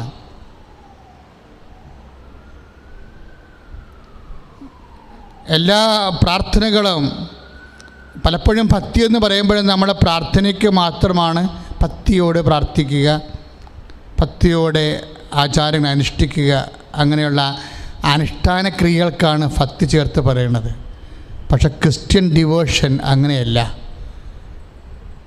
അവിടുത്തോട് വിട്ടകലാതെ ചേർന്ന് നിൽക്കാൻ പറയണത് ജീവിതത്തിൻ്റെ എല്ലാ മുഹൂർത്തങ്ങളിലും ദൈവത്തോട് കാണിക്കുന്ന ഭയത്തോടെ കൂടിയുള്ള ഒട്ടിച്ചേർപ്പ്, തിക്തം, യുക്ത, രക്തം, നമ്മുടെ സംസ്കൃത ധാതു എല്ലാം അഡ്ഹേഴ്സിയോ എന്നുള്ള അർത്ഥമാണ്. ഒട്ടിപ്പിടിപ്പ്. ഇപ്പം രക്തം എന്ന് വെച്ച അർത്ഥം എന്താ? രജോ ഗുണത്തോട് ഒട്ടിച്ചേർപ്പെന്നതിൻ്റെ അർത്ഥം. കാരണം തണുത്ത രക്തം ചൂടായി, അതായത് ക്ഷത്രിയ രക്തം എന്നൊക്കെ പറഞ്ഞത് രജോ ഗുണമുണ്ട് മനുഷ്യന്, തമോ ഗുണമുണ്ട്, ബ്രഹ്മഗുണമുണ്ട്. അതുപോലെ തന്നെ നീതിക്ക് വേണ്ടിയുള്ള പോരാട്ടമുള്ളവർക്ക് രജോ ഗുണങ്ങളാണ് കൂടുതൽ, പ്രത്യേകിച്ച് ഫൈറ്റേഴ്സിന്. അതിന് രക്തമാണ്. രക്തം തണുത്താൽ അവൻ്റെ വീരശൂരത്വം കുറയും. അതാണ് പട്ടാളക്കാരെയൊക്കെ യൂത്തായി കഴിഞ്ഞാൽ പിന്നെ കാലാൾ ആയിട്ട് ആർമിയായിട്ടുള്ള ആൾക്കാരൊക്കെ പറഞ്ഞു വിടാൻ കാര്യം എന്താ? ഞാൻ യൂത്തിനെ എടുക്കത്തുള്ളൂ. അതുപോലെ രക്തം രജോ ഗുണത്തോട് ഒട്ടിച്ചേർപ്പ്. അതുപോലെ തന്നെ ഭക്തി ദൈവത്തോട് ഭയത്തോടെയുള്ള ഒട്ടിച്ചേർപ്പാണ്. ദൈവത്തോട് മുപ്പളമ നോക്കാതെ തോളെ കൈയിട്ട് നടക്കണ, അങ്ങനെ ചിന്തിക്കണ കുറേ ആൾക്കാരുണ്ട്. നിങ്ങളുടെ അത്തരം ഭക്തിയൊക്കെ ഒരുതരം ഭക്തിയുടെ പേക്കോലങ്ങളാണ്. ദൈവമാണെങ്കിൽ, ആത്മാവിലാണ് നിങ്ങൾ നയിക്കപ്പെടുന്നതെങ്കിൽ ആത്മാവ് ഒരു മിനിമം ഭയം തരും. നമുക്ക് ദൈവത്തെക്കുറിച്ചുള്ള ആന്തരികമായൊരു ഭയം. ആ ഭയം എന്തൊരു ചെയ്യും? നമ്മളോട് ദൈവത്തെ ഭയത്തോടു കൂടി നമ്മൾ ദൈവത്തെ, ആ സ്നേഹത്തിൽ നിന്ന് നിർഭരമായ ഭയമാണത്. അല്ല, സ്നേഹത്തിൽ നിന്നുണ്ടാകുന്നൊരു ഭയമാണ്. ദൈവത്തെ ദൈവമായി അറിഞ്ഞുകൊണ്ടുള്ള ഒരു ഭയം. ഈ ഭയത്തോടു കൂടി നമ്മൾ ദൈവത്തോട് ഒട്ടിച്ചേർക്കുമ്പോൾ എന്ത് കിട്ടുമെന്നാണ് പറയണത്? നമുക്ക് കാരുണ്യം കിട്ടുമെന്നാണ്. ഇന്നലെ ഞാൻ അമ്മ മാതാവിൻ്റെ ദൈവമാത തിരുനാളായിരുന്നു ഇന്നലെ. അമ്മ മാതാവിൻ്റെ ദൈവമാതത്വ തിരുനാളാണ്. ശരിക്കും പറഞ്ഞാൽ ആരാധനാക്രമത്തിലൊക്കെ വിസിറ്റേഷൻ, സന്ദർശന തിരുനാളെങ്കിലും സന്ദർശനം ചെയ്തോ ഇല്ലയോ എന്നുള്ളതൊന്നും വിശ്വാസത്തിൻ്റെ, അത് അങ്ങനെ ഒരു സംഭവം നടന്നില്ലെങ്കിൽ വിശ്വാസം നിലനിൽക്കാത്ത അവസ്ഥ ഒന്നുമല്ല. പക്ഷേ അമ്മ ദൈവമാതാവാകുന്നുള്ളത് നമ്മുടെ വിശ്വാസത്തിൻ്റെ വളരെ ഗുരുതരമായ ഒരു അടിസ്ഥാന വിശ്വാസമാണ്. തേത്തോക്കസ്. അതുകൊണ്ട് ഞാനെപ്പോഴും ആ വചനം വായിച്ചപ്പോൾ എൻ്റെ മനസ്സിൽ വന്നത് ദൈവമാതാവിൻ്റെ തിരുനാൾ, ദൈവമാതത്തെ വെളിപാടുള്ള ദിവസമായിരുന്നു ഇന്നലെ. എൻ്റെ കർത്താവിൻ്റെ അമ്മ എന്നെ കാണാൻ എനിക്കെങ്ങനെ യോഗ്യതയെന്ന് എലിസബത്ത് ചോദിക്കുമ്പോഴേ മറിയം ദൈവത്തിൻ്റെ അമ്മയാണെന്ന് വെളിപ്പെടുത്തിയ ഒരു സുവിശേഷ മുഹൂർത്തമാണത്. അത് വായിച്ചുകൊണ്ടിരിക്കുന്ന സമയത്ത് എൻ്റെ മനസ്സിൽ വന്നത്, അവിടുന്ന് തൻ്റെ ഭക്തരുടെ മേൽ തൻ്റെ കാരുണ്യം തലമുറകൾ തോറും കാണിക്കുമെന്ന്.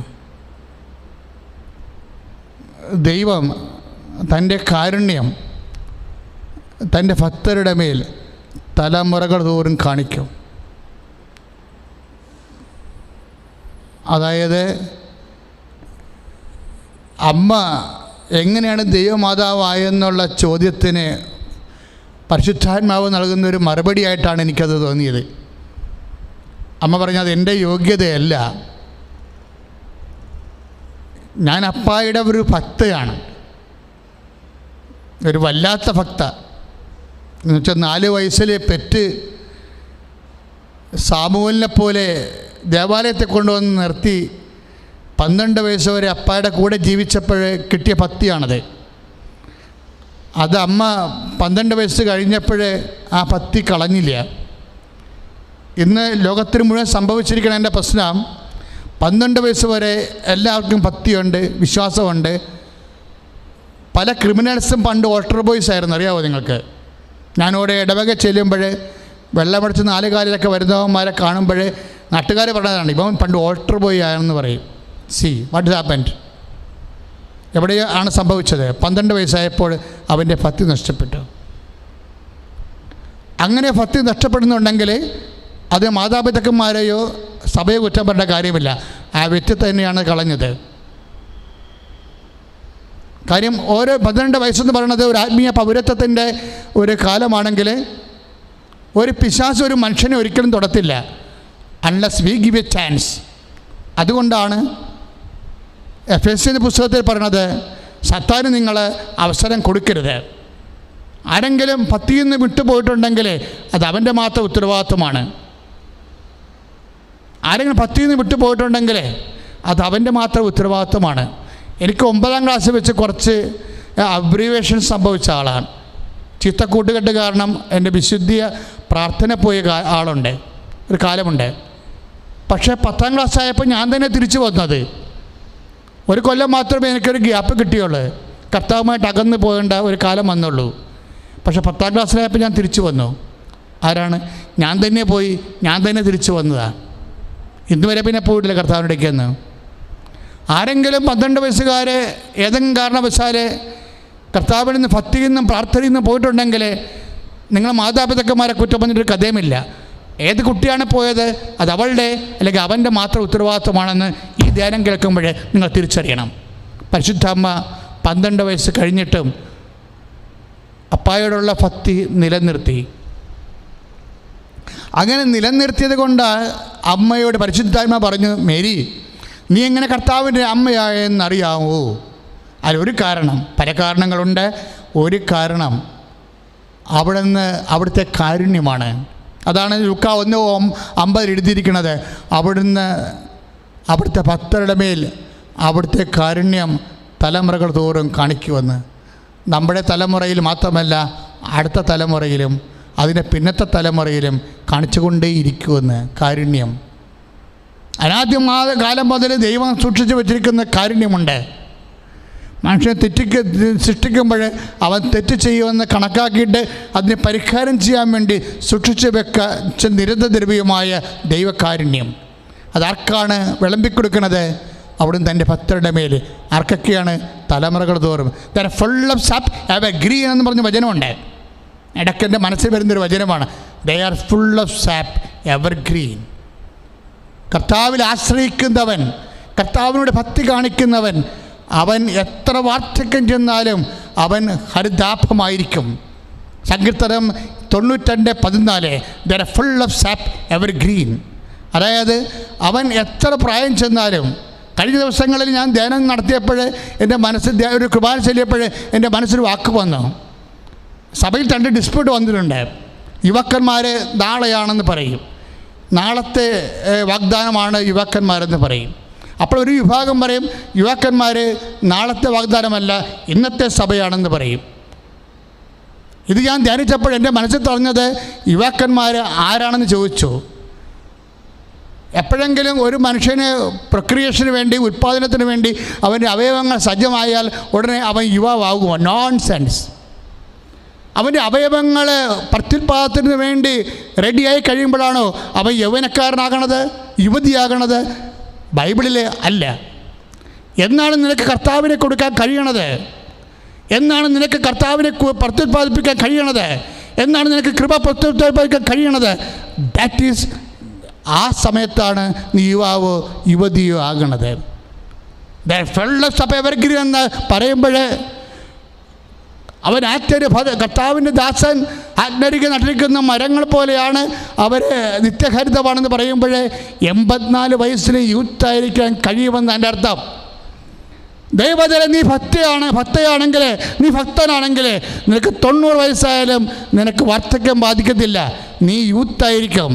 കർത്താവിനെ കൊടുക്കാൻ കഴിയുന്നുണ്ടോ? കൃപ ആർജിക്കാൻ കഴിയുന്നുണ്ടോ? കൃപ തിരിച്ചു കൊടുക്കാൻ കഴിയുന്നുണ്ടോ? ദൈവത്തെങ്കിലേക്ക് മനുഷ്യരെ വളർത്താനും മാതൃകയാക്കാനും നിനക്ക് കഴിയുന്നുണ്ടോ? You are youth in your 90s. നിൻ്റെ 90കളിലും നീ കർത്താവിൻ്റെ നാമത്തിൽ കർത്താവിൻ്റെ യൗവനക്കാരനാണ്, യൗവനക്കാരിയാണ്. ദൈവത്തിലെ ആത്മീയ മേഖലയിലെ അതൊരു ജഡികമായ വിഷയമല്ല. ആത്മീയ മേഖലയിലെ അത് ആത്മീയമായ വിഷയം തന്നെയാണ്. എത്ര പ്രായമായാലും മദർ തെരേസയും ജോൺ പോളുമൊക്കെ അവരുടെ 90കളിലൊക്കെയാണ്, അല്ലെങ്കിൽ അവർ 87കളിലൊക്കെയാണ് അവർ യൂത്തിനെ പോലെ കർത്താവിനെ കൊടുത്തുകൊണ്ടിരുന്നത്. അവർ പ്രായം ചെയ്യുന്ന ആൾക്കാരാണ്, കണ്ടു കഴിഞ്ഞാൽ മനസ്സിലാകും. പക്ഷേ അവിടെ വായിന്ന് വരുന്ന വചനങ്ങളിലെല്ലാം എത്രയോ മനുഷ്യരാണ് ആത്മാവിൽ വീണ്ടും ജനിച്ചത്. They are youth in there old age. അതെന്താണ്? ഭക്തിയാണ്. അവിടുത്തോട് ചേർന്ന് നിൽക്കുക,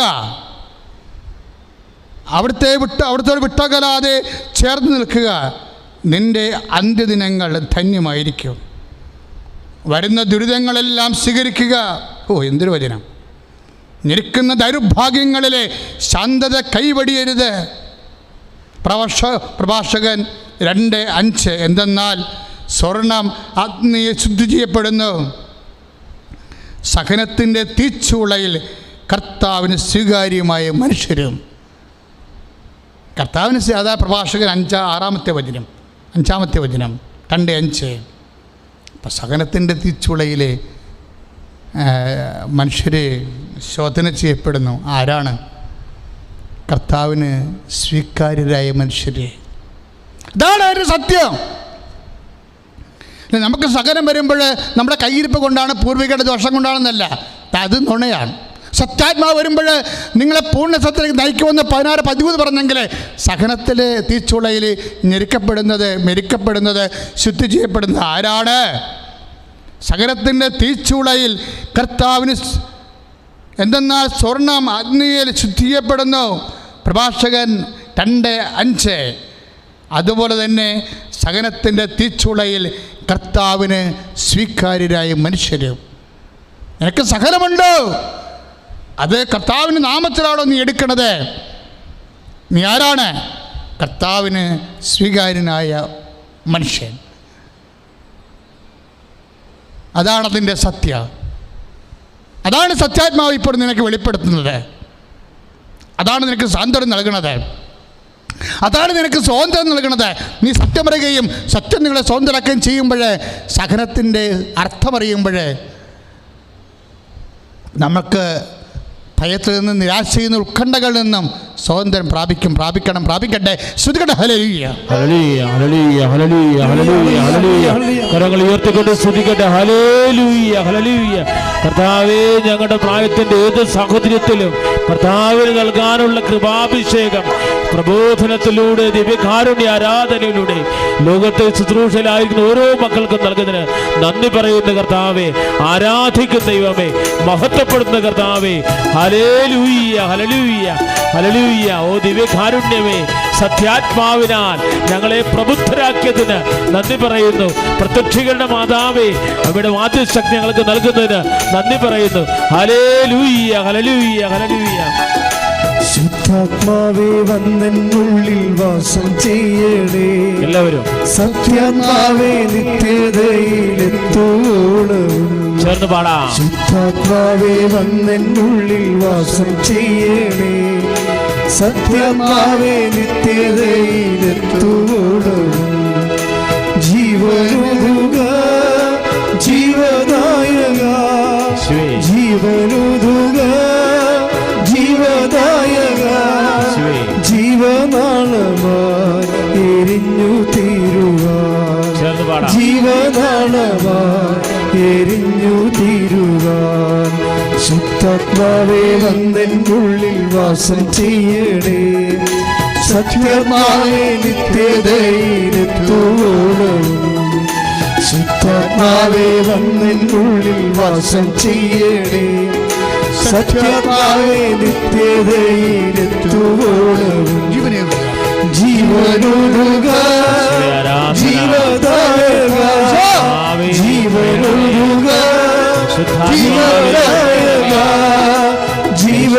ജീവനാളമായി എരിഞ്ഞു തീരുവാൻ ജീവനാളമായി എരിഞ്ഞു തീരുവാൻ ജീവനോതുക ജീവദായക ജീവനോതുക ജീവദായക ജീവനാളമായി എരിഞ്ഞു തീരുവാൻ ജീവനാളമായി എരിഞ്ഞു തീരുവാൻ ജീവനോതുക ജീവദായക ജീവനോതുക ജീവദായക ജീവനാളമായി എരിഞ്ഞു തീരുവാൻ ജീവനാളമായി എരിഞ്ഞു തീരുവാൻ പാടിക്കൊണ്ടിരിക്കട്ടെ.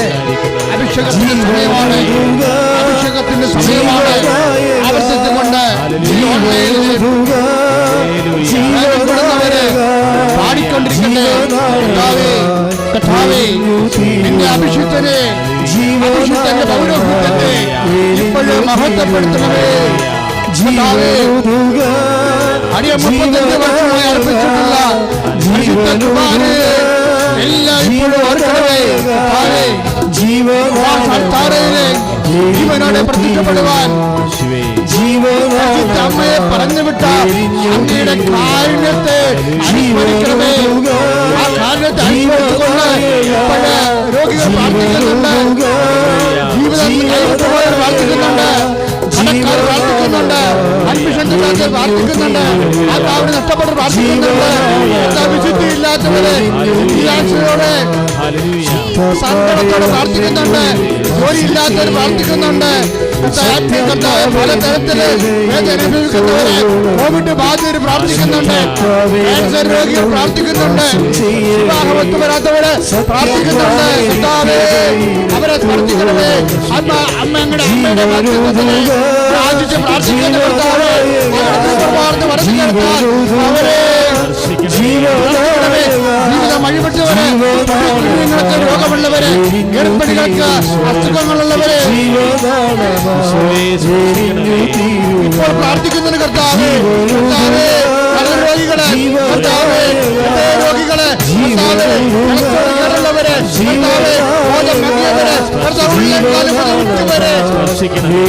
രോഗാതുരമായിട്ടുള്ളവരെ, ശിസ്തുരോഗികളെ, രോഗികളെ, പിസ്സോടി രോഗികളെ, രോഗികളെ, രോഗികളെ പ്രാർത്ഥിക്കുന്നവരെ അവരിലേക്കെല്ലാം ആത്മാവിനെ അയക്കണമേ. അങ്ങയുടെ ശുശ്രൂഷ പൗരോഹിത്യത്തെ മഹത്വപ്പെടുത്തുന്ന കർത്താവേ, നമ്മുടെ പാപങ്ങളും കടങ്ങളും കുറ്റങ്ങളും തെറ്റുകളും കർത്താവേ കൃപീകരവുമായ എന്നോട് കരുണ തോന്നണമേ. എന്റെ കർത്താവേ, ഇപ്പോൾ നിന്റെ പൗരോഹിത്യത്തെ മഹത്വപ്പെടുത്തണമേ. എന്റെ കർത്താവേ, പ്രാർത്ഥിക്കുന്നു, നിന്റെ കർത്താവേ മുഴുവനോട് പ്രാർത്ഥിക്കുന്നു, എന്റെ കർത്താവേ മുഴുവനോട് പ്രാർത്ഥിക്കുന്നു. മാരക രോഗങ്ങള്, പീഡാവേദികള് ഇപ്പോഴേ ഉന്നതമായ നാമത്തില് മാറിപ്പോകട്ടെ. വെള്ളപ്പൊക്കത്തെ അലയുന്നവരെ, കടലിലേറി വേദന അനുഭവിക്കുന്നവരെ, സാമ്പത്തിക തകർച്ച അനുഭവിക്കുന്നവരെ, സമാധാനമില്ലാത്തവരെ, തകർച്ച ഉള്ളവരെ, വിഭാഗം വേർപെട്ടുപോയവരെ, മക്കൾക്ക് രോഗികളായവരെ, രോഗികള്, ഓട്ടിസ രോഗികള്, ഈശോടി രോഗികള്, എന്റെ കർത്താവേ, എന്റെ കർത്താവേ, എന്റെ കർത്താവേ, തളിക്കണമേ. അതുപോലെ ദൈവികമായ ശക്തിയാൽ മാരക രോഗങ്ങള്, മേഖലകള്, ദുരിതങ്ങള്, ക്രിസ്തുവിന്റെ ആണിപ്പടുത്തത്തിയാൽ ക്രിസ്തുവിന്റെ തിരുവിലാലമുറവിന്റെ ശക്തിയാൽ ക്രിസ്തുവിന്റെ എല്ലാ ചമ്മട്ടപ്പെടുകളാലും മാരക രോഗങ്ങള് നാമത്തിലെ സൗഖ്യമാകട്ടെ.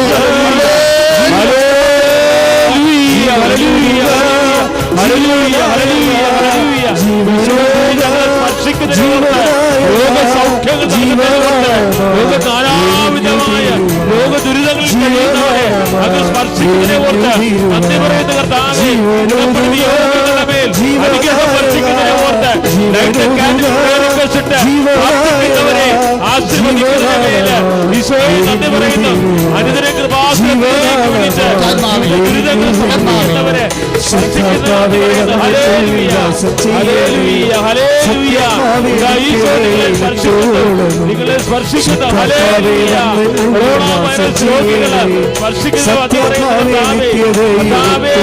വിദ്യാഭ്യാസത്തിൽ ഉടമ്പടി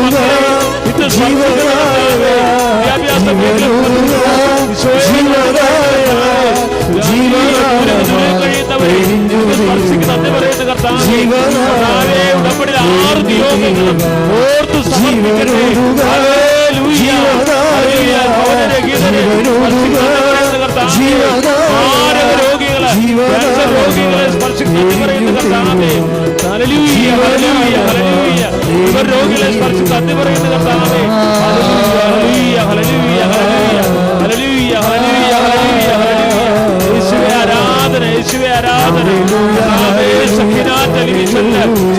ഓരോ മക്കളുടെയും ഇപ്പോൾ തത്സമയം ടൈപ്പ് ചെയ്ത നിയോഗങ്ങളെ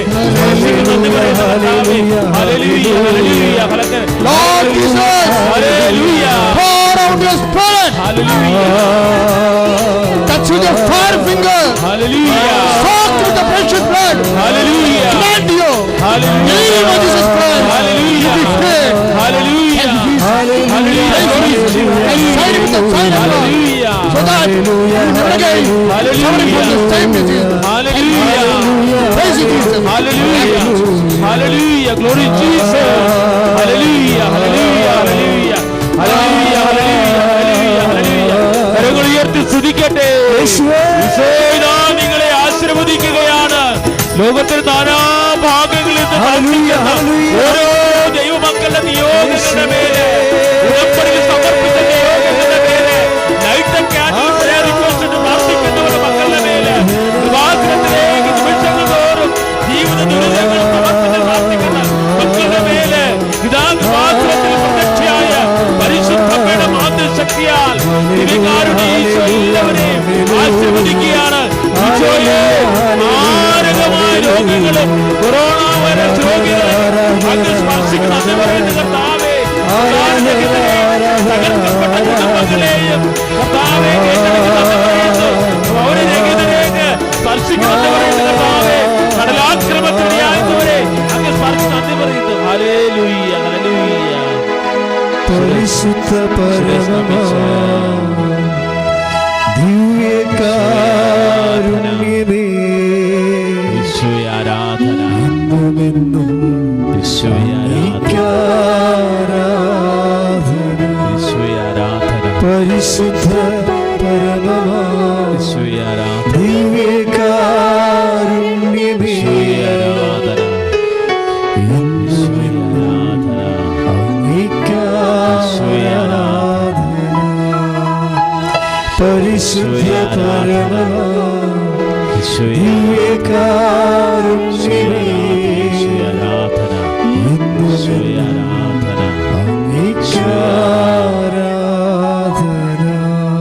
പരിശുദ്ധ പരമ ദിവ്യകാരുണ്യത്തിന് എന്നേരവും ആരാധനയും സ്തുതിയും പുകഴ്ചയും ഉണ്ടായിരിക്കട്ടെ. പരിശുദ്ധ പരമ ദിവ്യകാരുണ്യ ഈശോയെ എന്നേരവും ആരാധനയും സ്തുതിയും പുകഴ്ചയും ഉണ്ടായിരിക്കട്ടെ. പരിശുദ്ധ പരമ ദിവ്യകാരുണ്യ ഈശോയ്ക്ക് എന്നേരവും ആരാധനയും സ്തുതിയും പുകഴ്ചയും ഉണ്ടായിരിക്കട്ടെ.